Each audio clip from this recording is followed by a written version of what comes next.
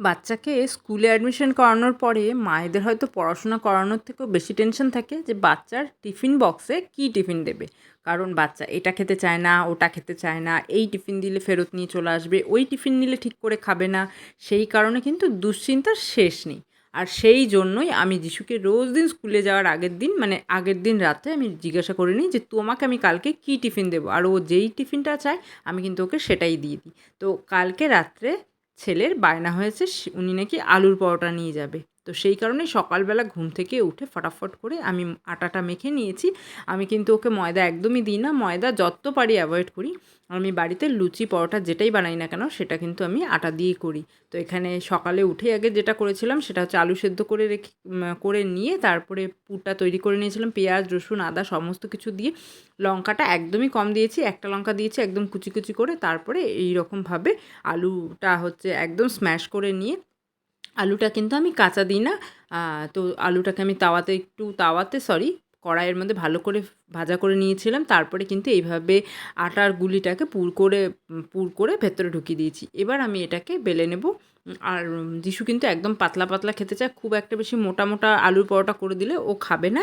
ও বলে যে ওর পাতলা পাতলা রুটি ভালো লাগে, রুটি টাইপের করে দিতে হবে, মানে মোটা মোটা করে দিলে খাবে না। তো আমি একদম পাতলা পাতলা করে বেলে দিই, মানে যতটা পাতলা করে বেলাটা সম্ভব ততটাই কিন্তু আমি ওকে বেলে দিই। আর যিশুর যেটা সবথেকে ভালো গুণ আমার মনে হয় মা হিসেবে, সেটা হচ্ছে ও সমস্ত রকমের খাবার খেয়ে নেয়। খাওয়া নিয়ে কোনো বায়না নেই, তবে হ্যাঁ খাবারটা একটু টেস্টি হতে হবে। বাইরের খাবার খুব একটা বেশি খেতে চায় না। বাইরের খাবারের মধ্যে শুধু মোমো, সেটাও আমি এখন ওকে বাড়িতেই বানিয়ে দিই। তো যেহেতু বাইরের খাবার ও খায় না, তো সেই জন্য ও আমার কাছে খাবার যেটা আবদার করে আমি কিন্তু ওকে সেটাই বানিয়ে দিই। একেক দিন একেক রকম টিফিন দেওয়ার চেষ্টা করি। আর তবে খেয়াল রাখি টিফিনটা যাতে একটু হেলদি হয়, আর যেটা ও ফেরত না নিয়ে আসে। তো এখানে আমি ওকে আজকে ও ফার্স্টে বললো যে ও আজকে বাটার দিয়ে নিয়ে যাবে না, তো সেই জন্য আমি ওকে সাদা তেল দিয়েই কিন্তু পরোটাটা ভেজে দিচ্ছি। আর পরোটাটা কিন্তু একদম পাতলা করেছি, মানে রুটি তার থেকে একটু মোটা। তো ও লুচি পরোটা খেতেই বেশি ভালোবাসে, বাট রোজ দিন তো তেলে ভাজা জিনিস দেওয়া যায় না। তো সেই জন্য আমি অন্যান্য দিন ওকে রুটি বা অন্য যা কোনো যেটা বলে সেটাই করে দিই। তো আজকে যেহেতু ওনার আলুর পরোটা খাওয়ার শখ হয়েছে, তো সেই জন্য আলুর পরোটাই দিতে হবে। আর বলেছে দুপুরেও এসে নাকি আলুর পরোটাই খাবে। তো এই যে আমার এখানে কিন্তু আলুর পরোটা ভাজা হয়ে গেছে। আমি আপাতত এখন দুটোই ভেজে দিচ্ছি, কারণ বানিয়ে রাখলে ঠান্ডা হয়ে যাবে। আর এখানে লাঞ্চ বক্সের মধ্যে আমি একটু সস আর একটু মেয়োনিজ দিয়ে দিচ্ছি। ওর মেয়োনিজটা ভীষণ পছন্দ, যদিও খাওয়া উচিত নয়। তো যাই হোক, মেয়োনিজ আর সসটা দিয়ে দিয়েছি। দেওয়ার পরেই কিন্তু এটাকে আমি আলাদা করে একটা বক্সের মধ্যে দিয়ে দিয়েছি। দিয়ে তারপরে এবার আমি টিফিন বক্সটা রেডি করব। বলেছিলাম সাথে ২-৪টা কাজু দিয়ে দিই, তো উনি নেবেন না, বলেছেন না আজকে শুধু আমি আলুর পরোটাই খাবো।